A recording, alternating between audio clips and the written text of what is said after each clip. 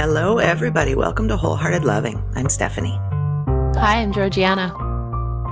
Today we are going to talk about seasons of life and how to honor those seasons and how we might not and how we want to feel about that.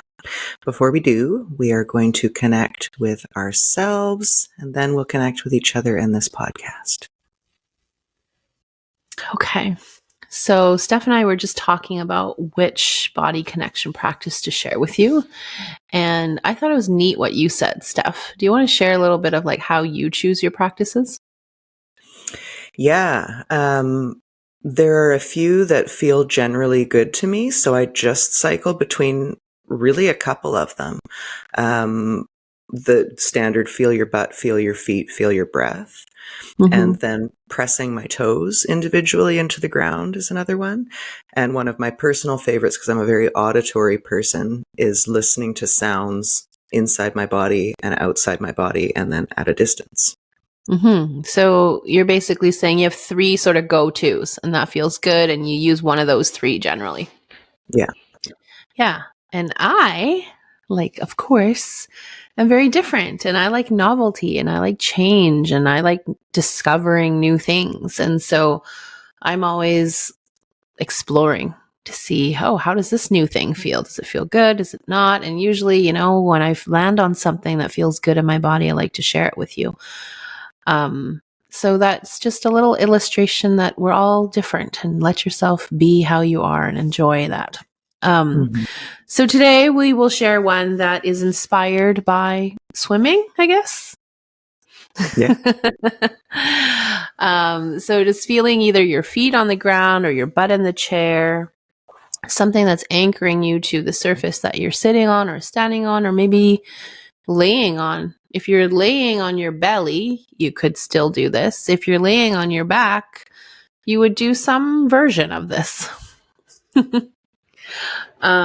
So what we'll do is, how do you describe this? It's like having your hands, your palms in front of you, both of them, with palms facing forward. Is that a good description, Steph?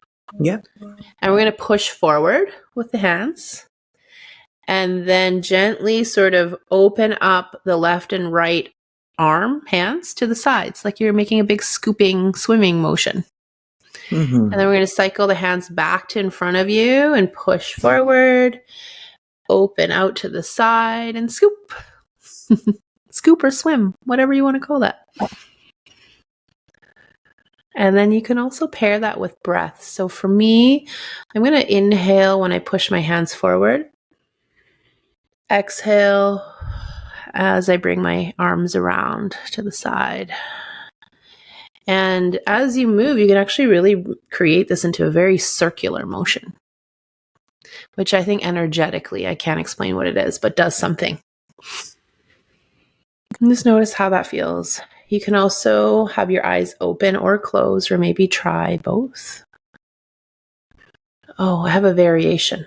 On the next round, when you bring your hands close to your body, let your hands come together. Maybe stay there for a full inhale, exhale, and then go again. So notice how it feels to reset after each round, or whether you want to just keep flowing, or maybe you want to reset after each 3. Right? All of these practices are meant for you to just get in touch with your body and notice what feels good and give yourself more of what feels good. This is reminding me of Qigong. And when my hands come together, there's a ball of energy between them. And then I'm pushing it forward and rotating it back and creating all this energy swirling in opposite directions around me. I like that visual. I have an immediate visual of creating energy around me. And then I like to add symbolism into these things. Like I have something to offer the world. The world offers me something back. And we're in this exchange and flow together, right? Or it might be you drawing something in that you need And also learning to allow yourself to put it back out into the world without fear that's never coming back. Right. So it's sort of growing that mindset of trust and abundance versus that scarcity of whatever I get, I have to hold on to very tight because I'm afraid it's going to go away. So I always like to add symbolism into the body connection movements too. And if that helps you, you can do that as well. That's great. Yeah, intention really matters, right? So if you're choosing in this moment to generate a feeling of energy, then that is what you're going to be doing. And you can really use that consciously, both in energy generation and intention setting. And this is just part of rewiring your system and being conscious of what you're doing and why. I just noticed I feel very peaceful. That was nice. That was a bit of an unexpected feeling. I'll take it. Yeah, very good. Nice. So, seasons of life. Yes, I wanted to start with asking you, what does even the phrase seasons of life mean to you? It's probably going to mean different things, different people. Yeah, so it means sort of two things for me. I mean, probably many, but in two categories. There are seasons that are like biological. You're a kid, you're a teenager, you're an adult, you're of childbearing years, you're older.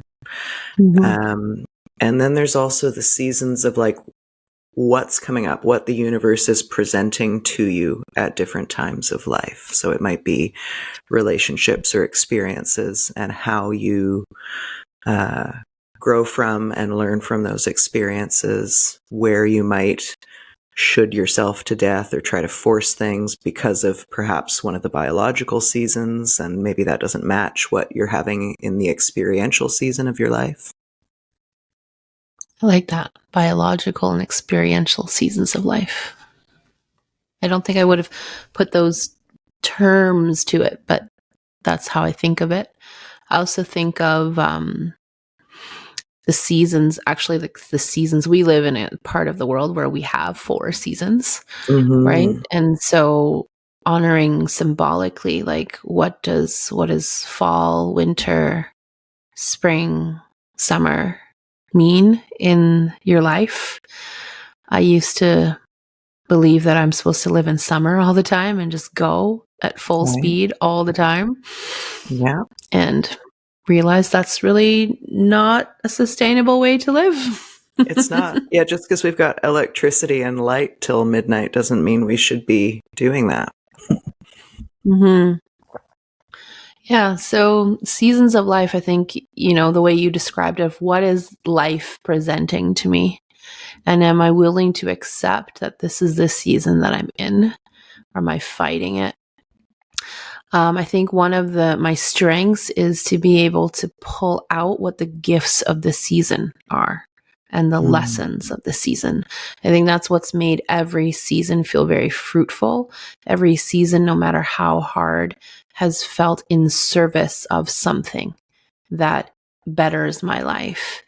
And it reminds me of 2 things. One is Man's Search for Meaning, Viktor Frankl's book. I remember reading his book at a really hard time in my life. And what stuck out to me was to know, what is this in service of? What is the meaning for me that I'm pulling out of this experience, this season of my life? And some other things that landed well for me. I don't think it was from that book, or maybe it was partly, but like, what is my why during this time? Like, what is this for me? And then it reminds me of like people who say everything in your life is a gift for you. And I think that's too simplistic for me, because like, I wouldn't really want to call trauma a gift. It's an experience. And I think there's deep healing that we need. Lots of things we need to feel and be witnessed in and be held in when hard things happen. And there will be a time and place where there might be glimmers or gifts that we find from that time. And I've always tried to find a sweet balance of those two, of honoring the feelings that need to be felt in each season, and then opening to what the potential gifts are. Mm-hmm. Something I've noticed since becoming more aware is that it used to take me a long time to be able to look back on a season and see the lessons or the gifts. And what I find now is I can identify those as they're happening much more easily, so I can be with it and appreciate it and utilize whatever's happening in the season. Yeah, I think this is a great reminder that it's a practice, and there's like a whole spectrum of being at a place where we might actually not feel very skilled in seeing ever that there's a gift or a lesson, right? And if you're open to it, slowly we can grow that muscle to be able to be aware of it after the fact, maybe a long time after the fact, and then over time, maybe a shorter time after the fact, and then over time, maybe during, right? And then noticing when we are on the other end of the spectrum, trying to make a gift out of every hardship and not honoring the feelings that need to be felt and expressed and witnessed and held, right? You might find yourself on one end or the other end of the spectrum, and over time, you might choose to grow your ability to sort of swim in the middle a little bit more. Mm-hmm. Yeah, I can think of hard things that have happened in my life that when I looked back on them, all I could feel was this, like, I guess rage is too strong a word, but I wanted things to be different, and all I could feel was resentment that things weren't different.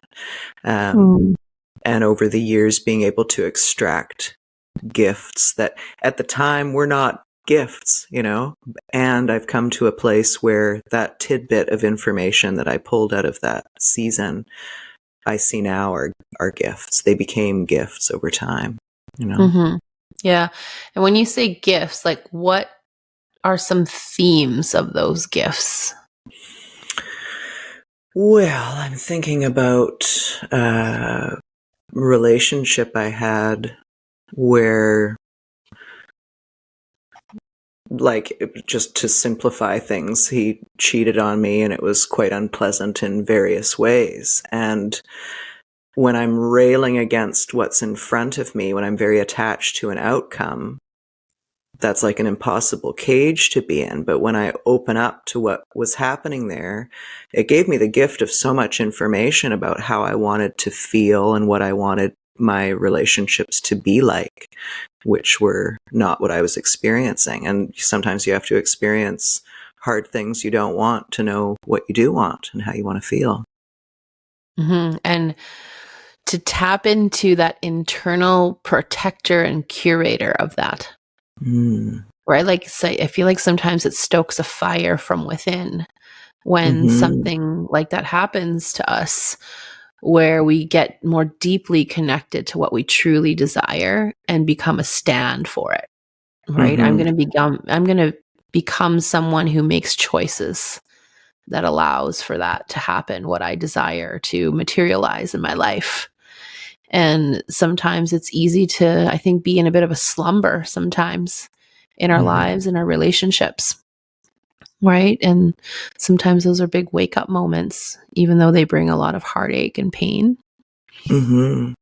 Especially the biological seasons, which are often full of shoulds and forcing. So in this case, I'm thinking about motherhood specifically.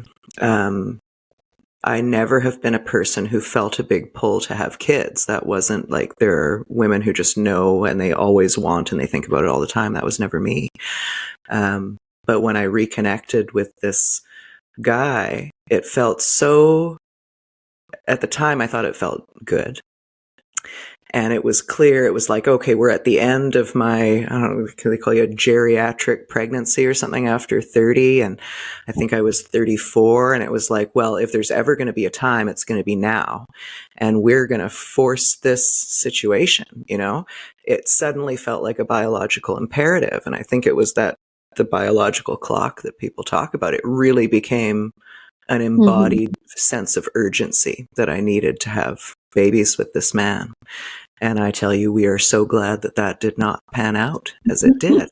But it was a time, you know, like we went to IVF clinics, we were trying various things, and it felt, it was a season for sure.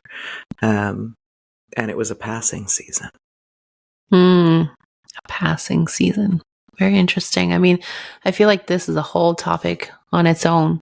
I often think about this.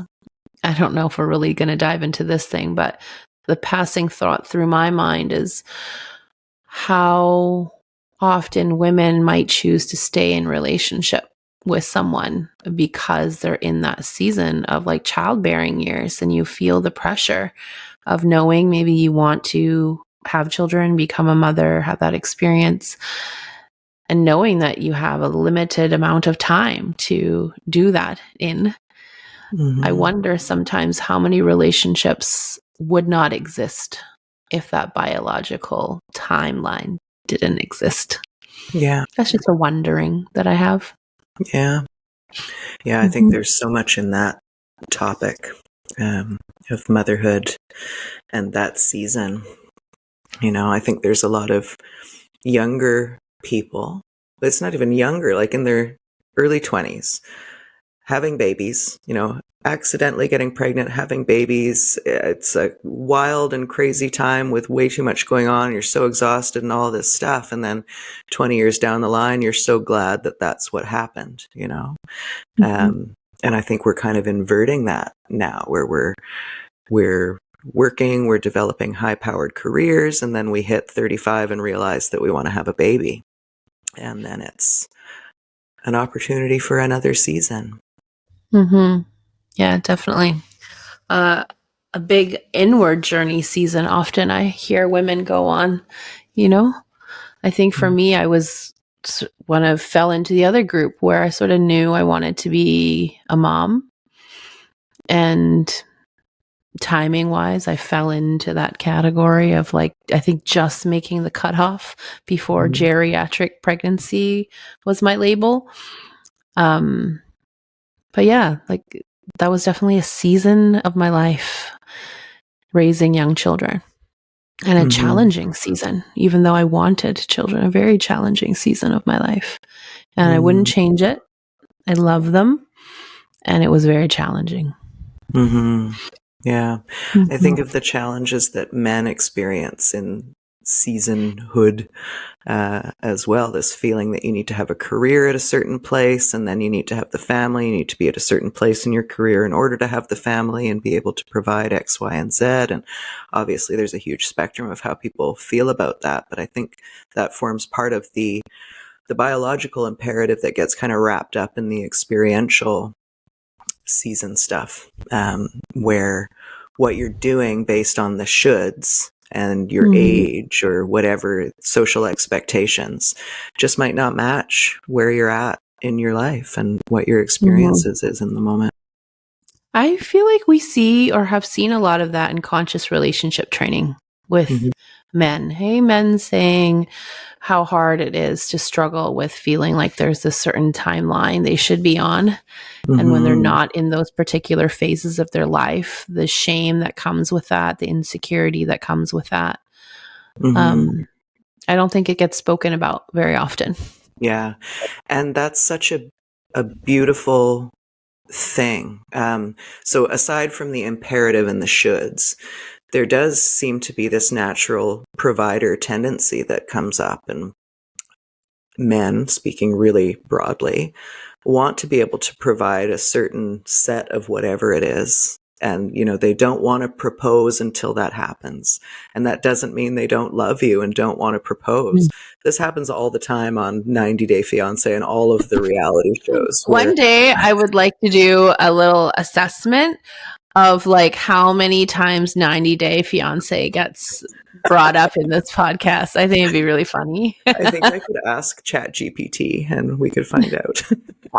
But it's such a common thing where you see them in their talking heads separately speaking. And everything anybody says generally makes sense when they're just explaining their experience. It's like, oh, that makes sense. But put them together and suddenly there's all this discord and confusion. And it usually comes from fear and anxiety, right? The man is afraid he is not the provider he wants to be yet. And he's very sturdy in his knowing that this is the woman that he wants to be with forever. And he's not prepared to put that question to her until he feels adequate and equipped, and the woman is going, he needs to commit to me. If he doesn't propose, that means X, Y, and Z, he doesn't love me. And it's just not the case. Mm-hmm. Yeah. So interesting. Hey, all the expectations we put on ourselves and maybe have been conditioned to believe. And something that came up for me hearing you talk was sometimes you can really want something in a certain season of your life. Like for me, I did really want kids in a certain season. I remember how disappointed, like just heartbroken I was when we weren't pregnant, when we were starting to try, right? And I remember crying and thinking, is it ever going to happen? And our journey was like short, relatively speaking to people who have challenges getting pregnant, this was really nothing. But the feeling was real and it was big. And so I knew it was something that I really, really wanted. And what I wanted to speak on is you can really want something in a season. And once you get it, if you get it, it can feel so hard too. And you're not a bad person for struggling when you get something you really, really wanted and you can't fully appreciate it because it's super challenging. And I just wanted to put that out there because I really wanted to be a mom. And I also struggled with it in the beginning. And I remember a time where I think my kids were 3 and 1.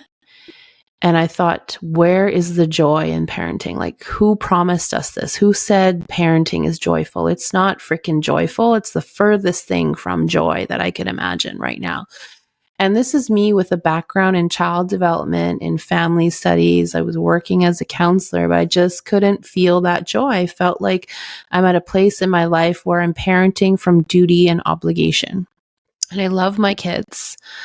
But I was so overwhelmed that, I'd make a silly joke. I mean, I didn't mean it to be true at all, but it speaks to how overwhelmed I was. I was like, I'm going to trade him in for shoes. But I knew that if I'm wanting to run away, it means something is off. Something is off. Like, I'm such a caring, kind, compassionate, loving person. If I even have these thoughts that I want to run away or trade them away for shoes, it means that there are big needs of mine that are not being met right now. And I'm really low on capacity. And so that was a big season of life for me when my kids were young. And it was a big wake-up call that I needed to really be the protector, the curator, the asking for helper of my own time.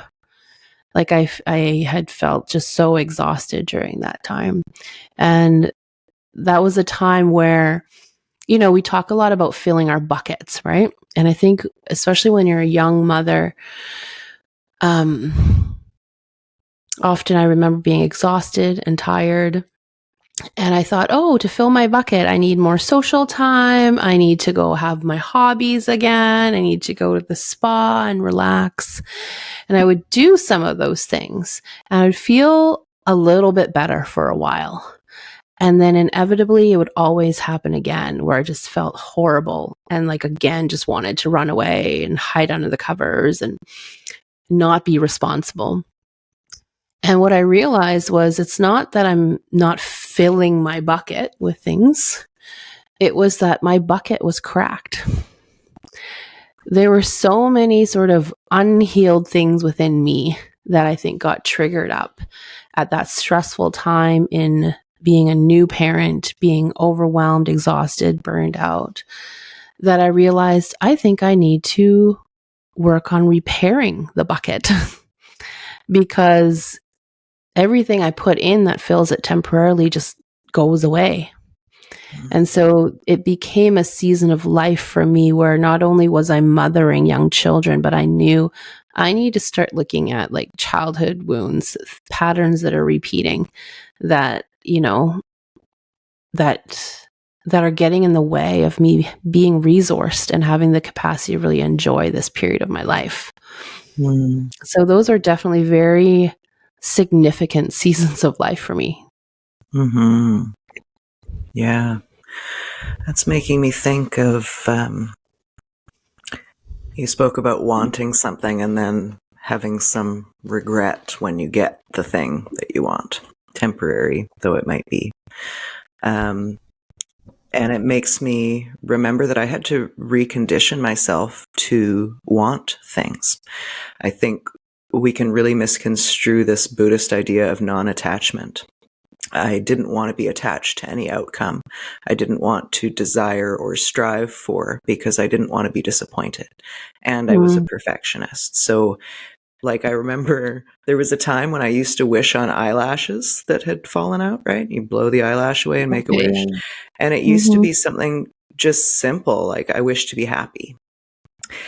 And there was a time where it was too complicated to make a wish because I was like, well, what if this and what if that and what if all these other things? So I'm just not going to wish for anything, And I had to recultivate that desire plus not being attached to a specific outcome, but just moving towards something that felt, in my case, that felt true. Yeah. Yeah. Yeah. That feels really big because I've talked to lots of people. I think I was in that club of don't desire too much because you might feel disappointed and be disappointed. And my desire level, I think, was like small, low, and like I desired safe things that were safe to me, that were, I desire to get a degree. I desire to get another degree. Like those things were like accomplishable for me. I knew the steps. They were clear. They were like, if I put in the work, the paper at the end of the 4 years will come. And I think that's what in other seasons of my life, like raising young children, being a highly sensitive person and not aware of that at the time, and being later on in relationship that just really wasn't working, no matter how hard I tried. Those are 2 seasons of my life where I noticed it's the first time in my life, because I was such an accomplisher, that it does not matter how hard I work or try. There are all these other variables I can't control, and I can't control the outcome. And that was very, very hard for me. The disappointment and just seeing that it was the first time I think in my life where I really noticed I need to learn how to be unattached, because I've lived this life that was like an equation. Put in this work, you'll get the thing you want. It was not a very feelings experience. And then I encounter motherhood and relationship where you can't force either of those 2 things. It's not like the 10-step program. You do those 10 steps and you get smiley children at the end. You do those 10 steps and someone decides, I'm going to stay with you and build something great with you. And that was really hard for me. Those are 2 really challenging seasons of my life. No doubt. Yeah, I think socially right now, the idea of equality of outcome feels popular. And I think people believe that that's possible. But I think if you ask any mother, is there any way to have totally equitable outcomes for your children? You put in all the same inputs, will there be the same result? And the answer is just no.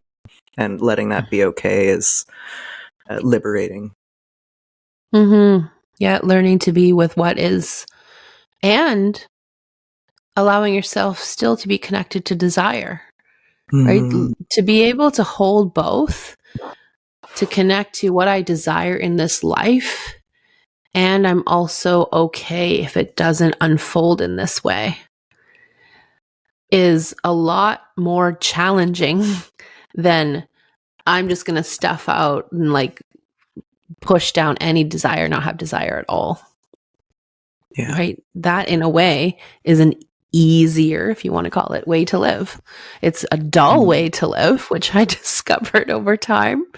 Yeah. Um, No joy. I but think it's just a diffusion. So, like, you can have the pain, the concentrated pain of desiring something and not having it work out, or you can diffuse that pain to this low level dullness that you're describing and just have it all over your life everywhere. And to me, the answer is obvious that I'd rather do the big than have this diffuse pain everywhere. that's now, right? That wasn't Yes, always. totally. Yeah. Mm-hmm. There was Mm-hmm. years of just this Yeah. dead feeling. Yeah. Yeah. I felt the same way. And I encounter a lot of people who live life feeling this diffuse, all over general discontent. Mm. Um, because they're afraid to want bigger things. They're afraid to want the more aligned things and not get them and have to feel the disappointment. Yeah. And slowly we practice learning how to feel disappointment. And it's so awesome to hear people then shift into being able to not just speak out their desires, but like you see them light up when they talk about their desires. And then they come into session and they celebrate like getting to experience that thing that they desired because they started working towards it and making moves in that direction. And like all of a sudden, life and vitality comes back to people. It's Mm-hmm. pretty fun to watch. It's wonderful. And that's, for people who are closer to that fear of desire, you can also play a game with this where instead of it being, what do you desire? You put a bit of separation, if you were, whatever it is, a happy, healthy, balanced person who desired things, what might you desire in that case? And they'll go from being like, oh, I don't really know what I desire to, oh, if I'm imagining this outside situation slightly apart from myself, then boom, they light up and they've got all these ideas and it just feels a bit safer because you make that artificial distance for yourself. Mm-hmm. I remember us using prompts in different group work that we've done. I think the prompt that we brought in one time and people had so much fun with this is what would light me up is. Mm. Right? It's not something we often ask ourselves. And when people use that prompt, they were delighted to hear the things that came out of their mouth. And the sense of like aliveness and empowerment and sense of agency to say, this is what would light me up. And often it would also help people realize that there was some area in their life where the current situation was definitely not lighting them up, but they were somehow just accepting of it and not making any change in that area. And then living this sort of dulled, numbed out life and wondering why they were feeling gross. Yeah. And it's a great way to just do a little assessment of life, different areas of your life. What lights me up is, or what would light me up is, what is not lighting me up. That is another great prompt. What does not light me up currently Mm-hmm. is, in each area of your life, if you were to use that prompt, you uncover a lot. Mm-hmm. And I think that can be a scary thing for people to acknowledge what would light them up because it highlights what feels dim right now in their life, Mm-hmm. So Mm-hmm. letting it just be an exercise in noticing and not comparing yourself to how you could be, but just feeling the feeling of being lit up, even in your imagination, is rewiring stuff. Mm-hmm. Mm-hmm. Seasons of life. I want to talk about honoring the timing of seasons. Do you have much you want to say on that piece? No, tell me more. What do you mean? Okay.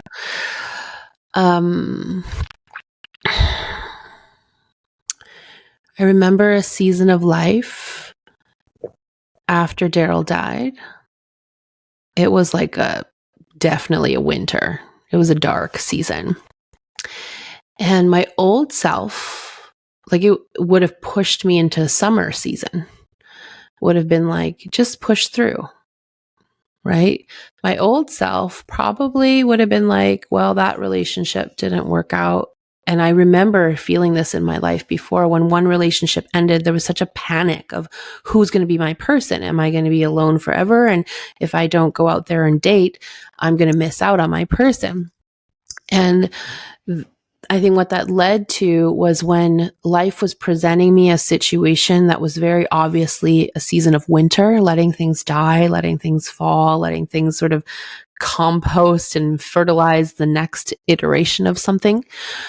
I wanted to force it past spring, past winter, past spring, and like into full, vitality of summer. And that time around, I had practiced, sort of been in this work for, I don't want to say long enough. I had practiced, a lot, to the point where I knew I needed to recognize what season I was in. And it was winter. And I needed to just allow for winter to be. And winter was going to be as long as it needed to be. And I trusted that I would know when winter was beginning to end. And I didn't have to know right at that get-go. My old planner self would have been like, okay, well, maybe I'll give myself 3 months to grieve this. And then I'm going to start working again, dating again, doing this again, and whatever. And my old self would have either totally pushed through. That was like the oldest iteration of myself. And then another iteration of myself would have been like, okay, well, let's give yourself some time, but there's a timeline.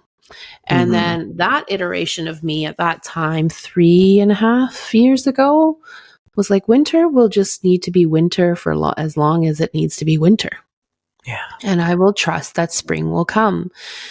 And I remember in a time that was so devastating and awful, also feeling good. And that was a weird feeling, like feeling good that I had this inner knowing that it'll be what it needs to be. And I must say, to go through something that hard and have I don't know the why this word comes to, the buoyancy of like, it will be what it needs to be and I'll be okay, was such a relief. And there's a time in your life where people might say that to you, it'll be what it needs to be and you'll be okay. And you're like, that's just a load of crap. And I probably would have felt that way if someone said that to me years ago before that. But at that time, I believed it, like inside, I believed it. And it was such a good feeling. And so I just honored that season was going to be a long season. I felt it was going to be a long season and really cut back on work. Also did some amazing work. But that happened because I cut down on other things and really nourished and hibernated for a long time. And then there was a time I remember being angry about the season of life I was in because I was starting to shift. Like it was almost easier to be in just winter because winter is winter. But it's almost like winter and then you get a really nice sunny day and it's a little bit warmer and you're like, oh, I want more of that. I'm ready for that. But then it's still the dead of winter. Like, so that was what was starting to happen is I'd be like, I didn't choose this tragic thing to happen. I didn't choose to have to spend this much of my life grieving. I was meant to be right on this path. This was the year I wanted to do this and accomplish this and have this be the season of my life. So there was that part also, that railing against, that fighting against, that resentment, that sadness, that anger. And, I just let that be for what it needed to be and cried my tears about that. And then it came to me that the gift, the lesson of that moment, of this season, was to learn how to hold the excitement for the next season and honor timing and pacing. And I Mm-hmm. had never known how to do that in my life. Though those words never even came in the same sentence. But Mm-hmm. that's what I was experiencing. I was experiencing this desire for it to be spring and Right. summer. Yet in my body, I knew I'm not there yet. Like, I don't actually have the energy to sustain all these great, beautiful ideas I have and the things I want to be able to be doing. Like, I'm just at the point where I can hold them in my mind and feel a bit of excitement, a bit of desire for them. That was totally dormant for a long time. But my old self of all or nothing was like, oh, well, if I feel this excitement, I should be able to go now live this life where my friends are living and, other people in the world are living in that creative place. And I don't get to because I got dealt this thing in life. And it felt so good to learn how to be in the in between. I didn't Mm-hmm. know how to be in the in between before. Yeah. And I was just learning to trust that I'm going to dip a little bit more every day is going to be a little bit closer to spring. And I will feel it in my body when that capacity comes again.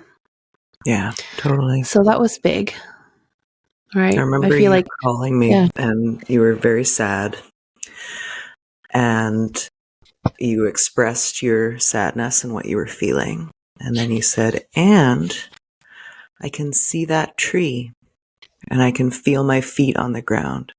And there's something of that sturdiness that we talk about where you're bringing Mm-hmm, presence to the moment more than just the pain of the moment, but mm-hmm, everything else that moment also encompasses. mm-hmm. Yeah, because that moment was pain and disappointment and resentment. And it was also desire and excitement and like this like pull of energy of wanting to move forward in life, move to, to the next thing. And I remember that moment in the park, feeling pain and seeing a beautiful tree. And that was a moment where I realized, wow, all of this practice of feeling my butt on the chair and feeling my feet on the ground and learning to look at something, it's making a difference. Because in that moment, I could feel a deep sadness. I remember the situation. It was being back at the park for the first time where my son usually plays lacrosse. And Daryl used to pick him up and carry his bag after. And it was such a beautiful moment to watch them have that experience together. And I remember going back to that park and being like, that moment will never happen again. And feeling the sadness of that for him, for my kids, for his kids, that they wouldn't get to experience those things. And then out of the corner of my eye was this beautiful tree. Like the colors were just changing actually. And my whole body was like, wow, that's so pretty. And I had this almost double take of what just happened. I was like just in the moment of this is really sad. And at the same time, almost like in the next breath was, wow, this tree is so beautiful. And then I just had a moment where I just sat with both and was like, wow, I can really feel both. Both are true right now. And it was the same as that moment when I was like crying of, I want to be out in the world creating, putting my gifts out into the world, doing the next thing. And I don't have the energy for that yet. And how do I hold the excitement and the disappointment at the same time? Yeah, Mm-hmm. honoring Yeah. that for sure. Yeah, Mm-hmm. I'm in a time simultaneously of abundance and hardship. And the predominant through line across all of that is this deep belief that everything is as it should be and that it's a wintry time right now, as it's actually literally winter here. But I've had this awareness that I need to be inward and not extending a lot right now. And I just get to trust now that that's what's true and extension time will come. This is one of the things actually I learned in real estate is that there are going to be such busy times that if I didn't take that downtime when I had the opportunity for downtime, I'm super going to regret it. So instead of feeling guilty about the downtime and filling myself with shoulds, I came to appreciate that time and knew that it was a recharging time that I needed and benefited from. Yeah. I'm learning to do that too. There was no recharge time before. I didn't know what that was. Yeah. Right. I want to chat a little bit about maybe also same topic as before, but when it came to friends and friendships. So I was in winter. I really secluded myself very intentionally. It was also COVID time. And so there was also that. And I also felt like I forgot I loved people. I would occasionally go out and I'd be like, oh, I actually really love people. And it was so nice to have that moment of really, really love people.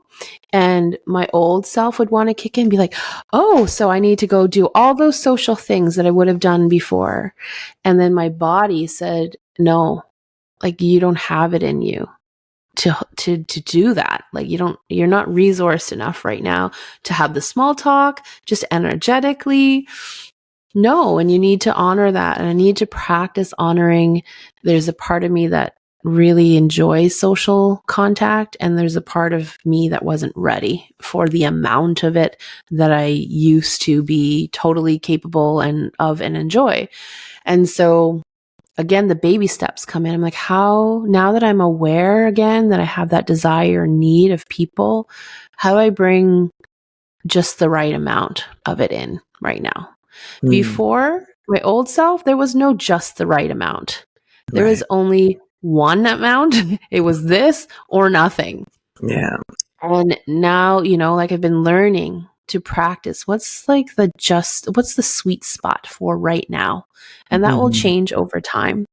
And so that's something I want to put out there, especially tied to grief, that it's so important to honor timing and pacing and dosage. For sure. And so what you're describing is this body awareness that you cultivated over many years with much practice. And I think one of the ways that this can come up for people who maybe have not yet cultivated or are learning to cultivate that kind of body awareness, it'll come up popularly as anxiety or illness. So your person doesn't have the capacity, and you will suddenly feel ill when it comes time to do the thing that you thought you really wanted to do. Or you'll become so anxious that you can't possibly do the thing. And your body is giving you all this really valuable information. And I just want to give you all permission to pay attention to that and to notice, instead of shaming or making yourself more ill or hiding away and feeling like you just should have done things differently. It's a matter of seasons and capacity and your body giving you useful information. Yeah. And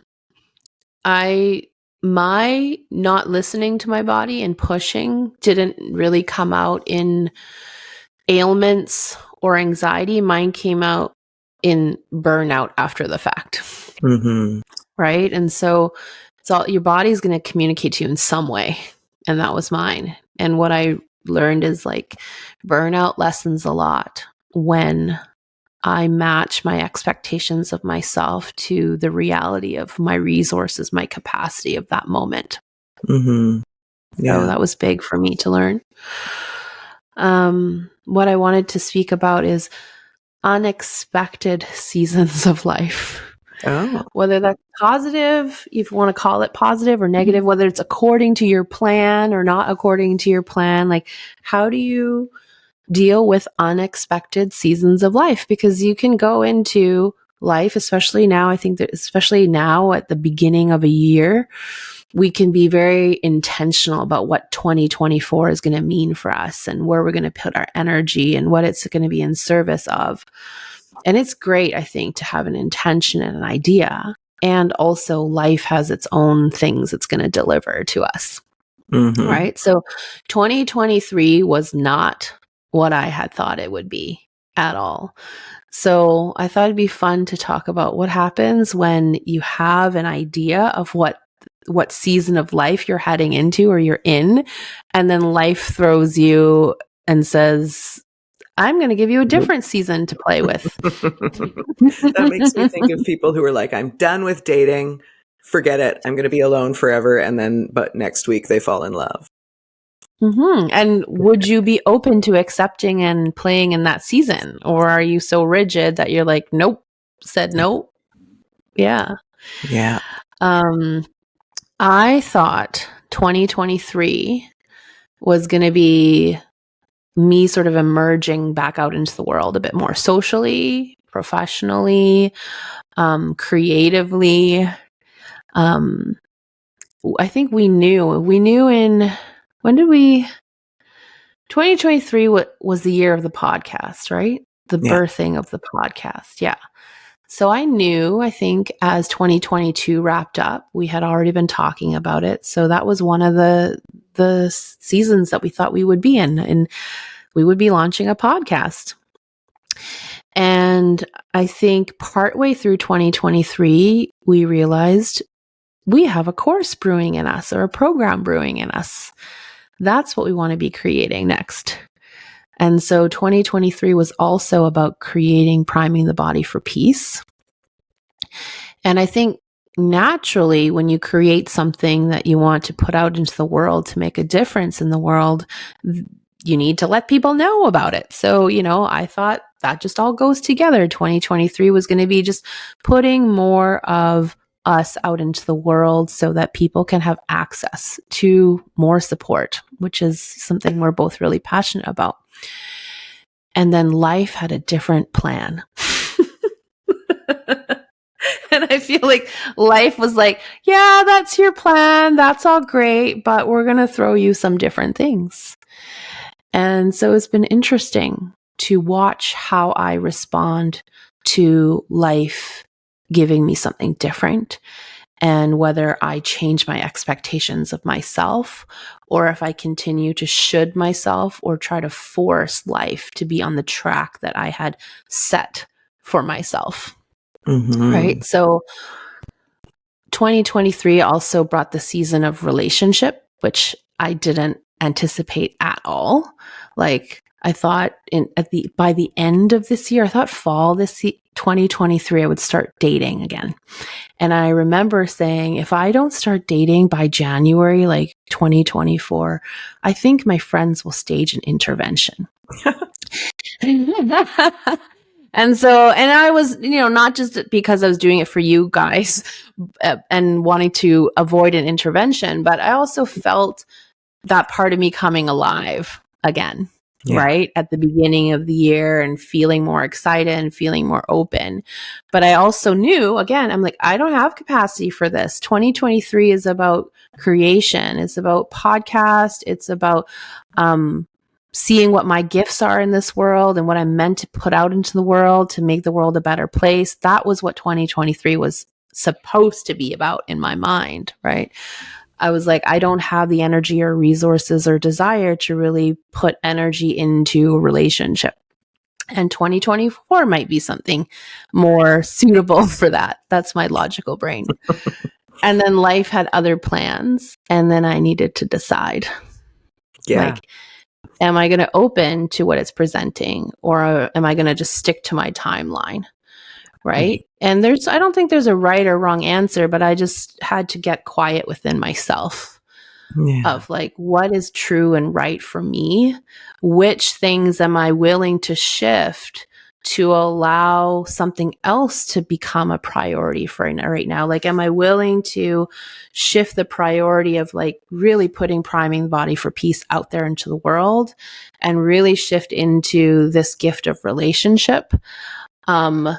Or, what did I want to do about that? Where did I want to put my energy? And it was really neat to notice. Mm-hmm. And it also wasn't that simple, because there was another element at play for me in 2023, which was COVID. Mm-hmm. And I was like sick for 6 months. Yeah.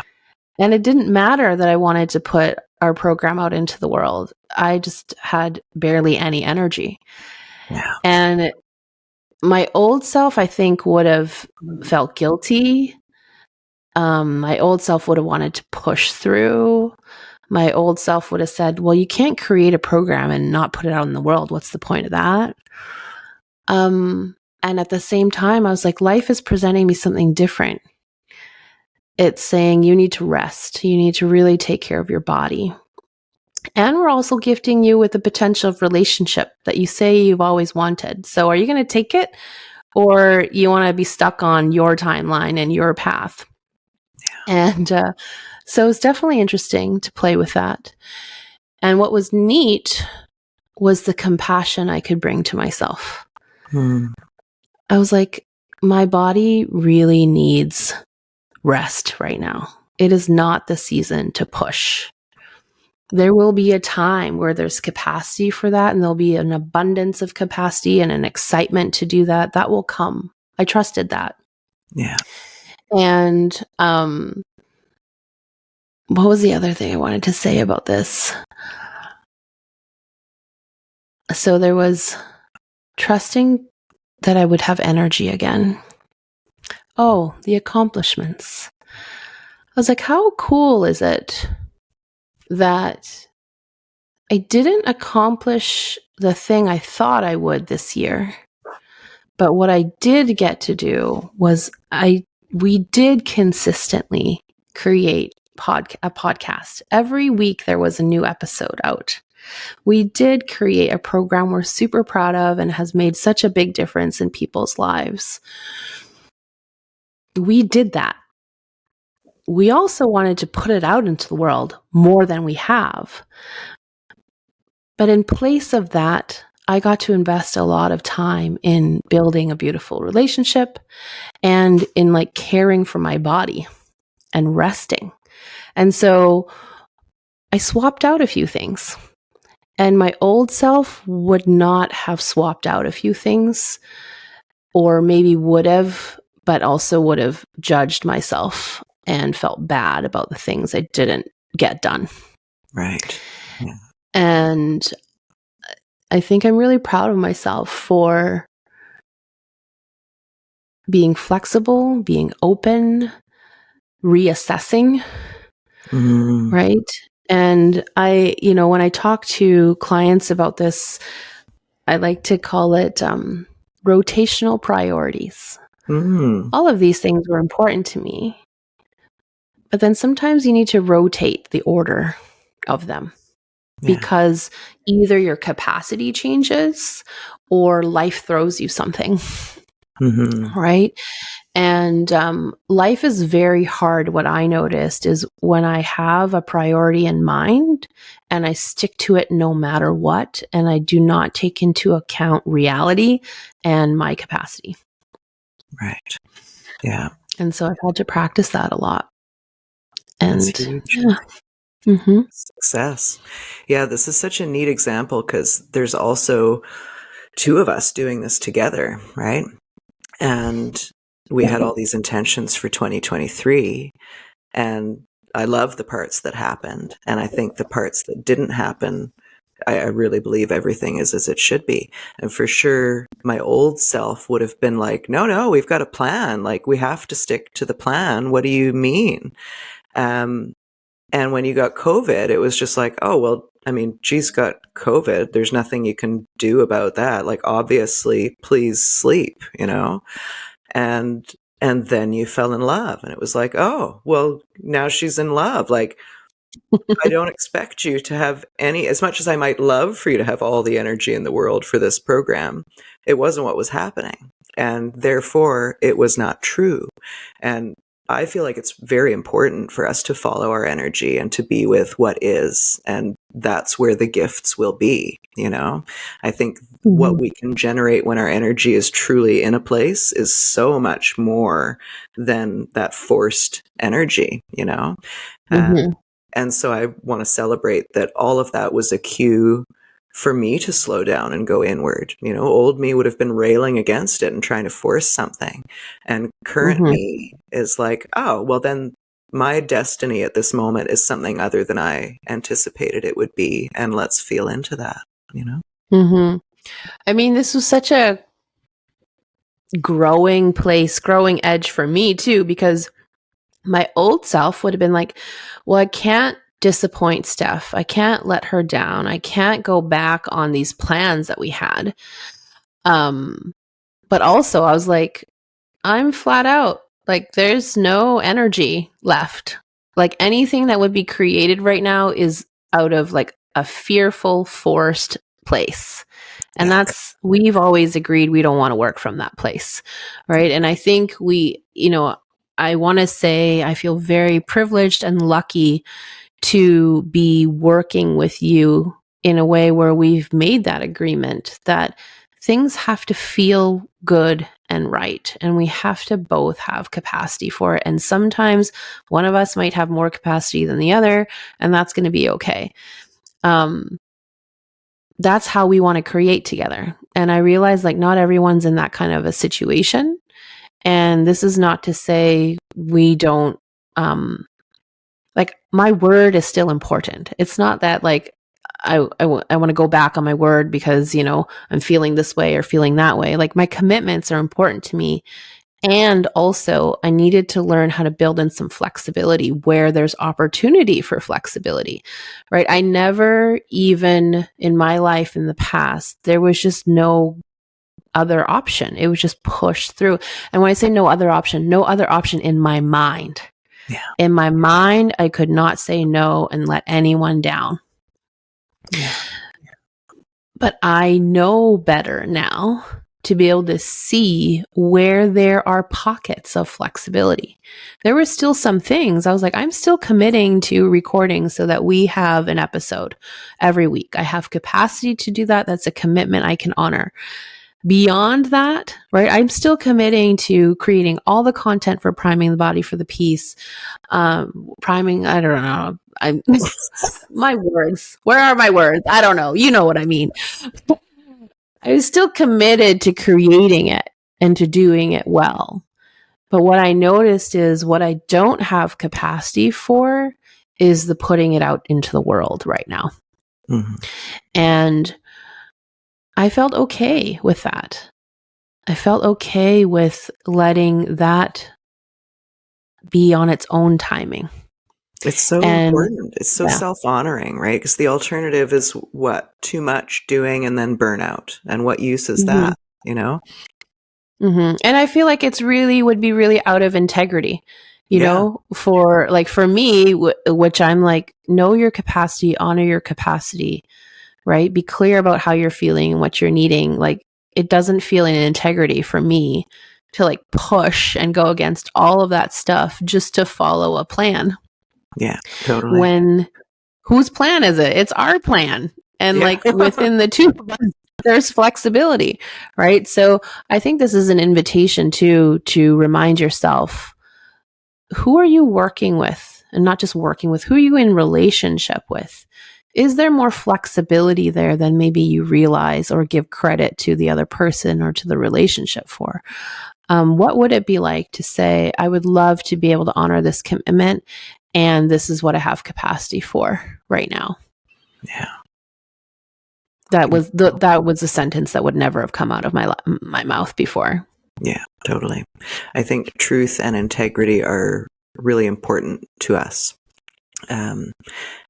And in another time of life, in another season, anxiety was more important to me. Shoulds were more important to me. What other people thought of me, ironically, because, integrity is kind of important for that. But at the time, I was just performative, This feels a lot better.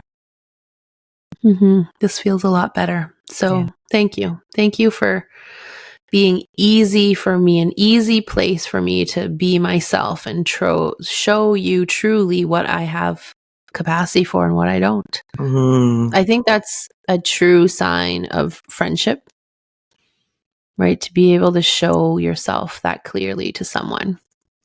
Yeah. Ditto, friend. Thank you. That was a nice conversation. I appreciate it. Thank you. I love it. I love talking about how it feels to learn how to honor my seasons. Yeah. I hope it inspires.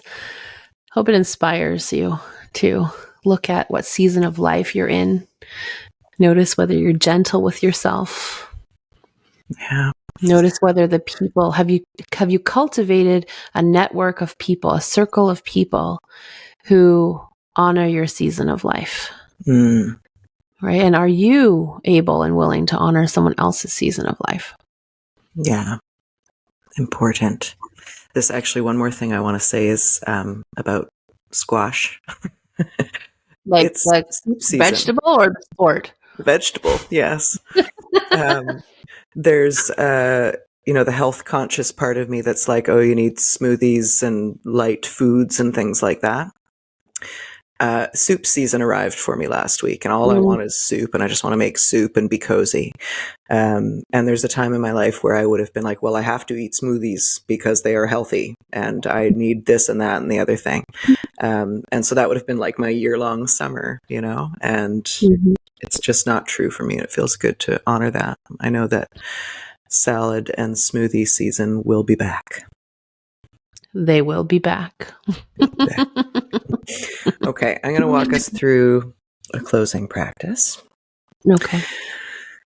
So let's start with feeling your bum, feeling your feet. This is going to be an eyes open practice, but if you want to take a moment to go inward and reconnect with yourself, that's okay too.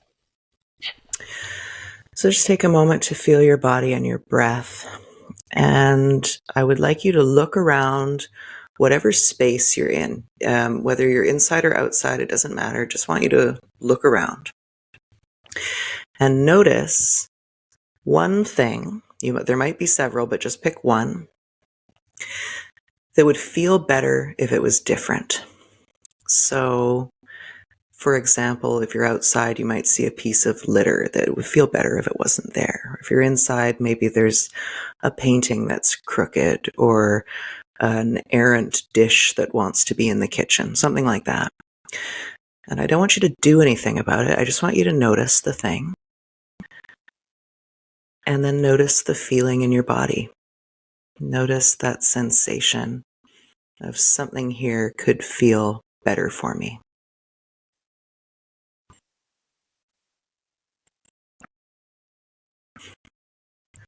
Gee, what are you experiencing right now? This is so neat. So what I noticed, first I looked outside and I'm like, I would love the sky to be blue, but I'm like, I don't really have control over that. I don't know where this is going.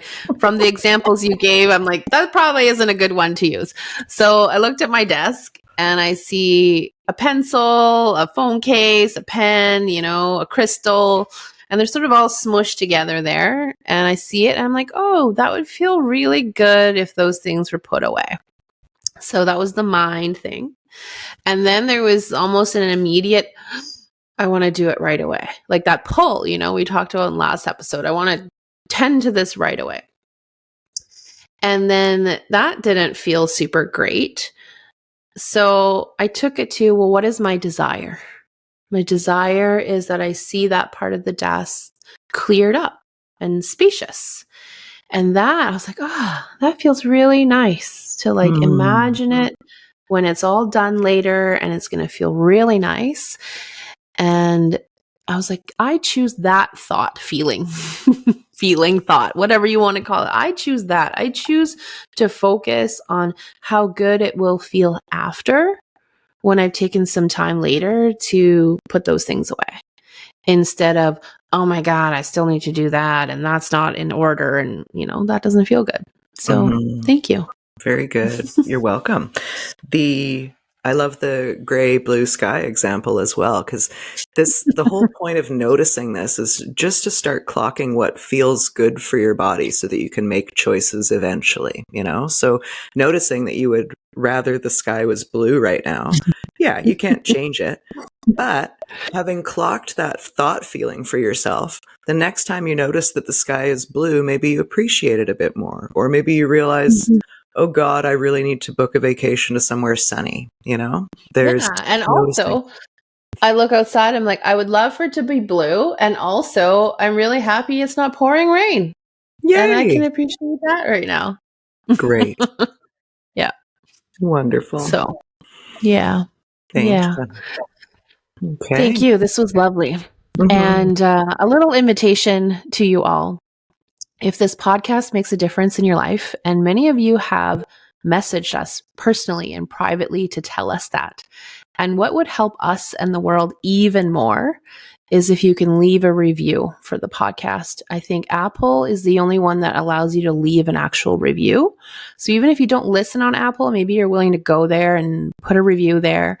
Spotify, I think, allows you to put in a rating. That's great too, but your words mean more, I think. Or if that doesn't work for you, send it to us and we'll find a way to help that get out into the world. Our passion is really to get good support into the hands of as many people as possible. And so if you've noticed that it's helped you, letting people know that really makes a difference. So that's the invitation. Yeah. Thank you, Gigi.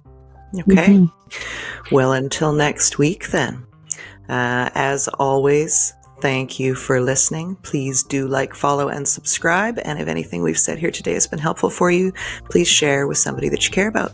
And we'll see you next time. Bye.